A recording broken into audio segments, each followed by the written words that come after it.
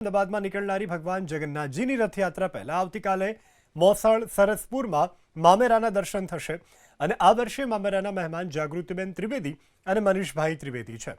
છેલ્લા 9 વર્ષથી તેઓ રાહ જોઈ રહ્યા હતા કે ક્યારે ભાણેજના મામેરાનો મળે લાભ। આ વર્ષે વાસણામાં રહેતા જાગૃતિબેન અને મનીષભાઈ ત્રિવેદીના ઘરે આ રૂડો અવસર આવ્યો છે। જગતનો નાથ આખા વિશ્વને લડાવે છે લાડ, પણ તેને લાડ લડાવવાનો અવસર પ્રાપ્ત થયો છે સરસપુર વાસીઓનો।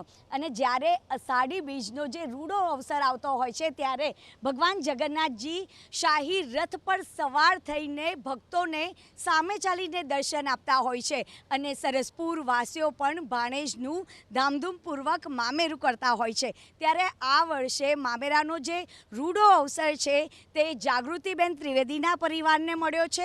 9 વર્ષથી તેઓ રાહ જોઈ રહ્યા હતા કે ક્યારે ભગવાન ભાણેજ રૂપે તેમના આંગણે પધારે।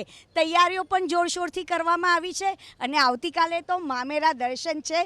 મામેરા દર્શનને લઈને આપ જોઈ રહ્યા છો હાથમાં મહેંદી પણ રચાઈ ગઈ છે ને જેમાં જય જગન્નાથ અંકિત પણ કરવામાં આવ્યું છે। જાગૃતિબેનનો કેવો હરખ છે તે જોઈએ। જાગૃતિબેન, હૈયામાં કેટલો હરખ? બહુ જ હરખ છે। ભગવાન જગન્નાથનું મોસાળું કરવાનો અવસર અમને ક્યારે મળવાનો હતો? આ તો ભગવાનનું મોસાળું છે। ભાણિયાનું મોસાળું તો દરેક મામા કરતા હોય છે, પણ ભગવાનનું મોસાળું કરવાનો તો અનેરો આનંદ છે। મનીષભાઈ, એવું કહેવામાં આવે છે આપણા શાસ્ત્રોમાં, એક ભાણેજ બરાબર 100 બ્રાહ્મણ, પણ ભાણેજ જો જગતનો નાથ હોય અને એનો મામેરું કરવાનું હોય એનો લાહવો જ કંઈક અનેરો હોય છે। આ લાહવો તો કહેવાય જ નહીં। આ એક જીવનનો અમારા કોઈ પુણ્યના કે વડીલોના કોઈ પુણ્યનો છેલ્લા 7 અમારા કુટુંબની એ ગણીએ ધરોહર, એનું પુણ્ય આજે મારા થકી પાક્યું છે અને અમારા ઘેર આ અવસર આવ્યો છે। આ આટલો રૂડો અવસર આજે વાસણા વિસ્તારમાં અમે ઉજવવા જઈ રહ્યા છે। તો અમારી સાથે 131 વાસણાની સોસાયટી, અમે જે રહીએ છીએ હરિયન સોસાયટી, આ બધા જોડાયા છે અને આ લોકોએ આજે એક એવું વસ્તુ ઊભી કરી છે કે જાણે આ મામેરું સરસપુરમાં જ છે અને સરસપુર જેવો માહોલ ઊભો કર્યો છે। અહીંયા તો એવું જ લાગે છે કે રથ પર સવાર થઈને ભગવાન અહીં આગળ આવી ગયા છે।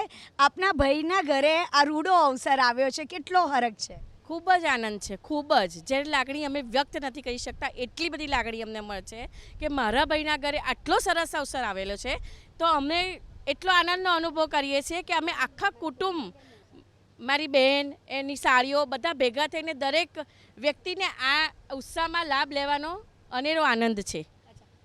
આ એક અનેરો લાહવો આ પરિવારને મળ્યો છે અને ખાસ કરીને પરિવારમાં ઉત્સાહનો જે માહોલ છે અત્યારથી જ જોવા મળી રહ્યો છે। પરિવારના તમામ સભ્યો છે તે અત્યારે જગન્નાથમય બની ગયા છે। કેમેરામેન જયરામ રબારી સાથે રાજલ બારોટ, ABP અસ્મિતા, અમદાવાદ।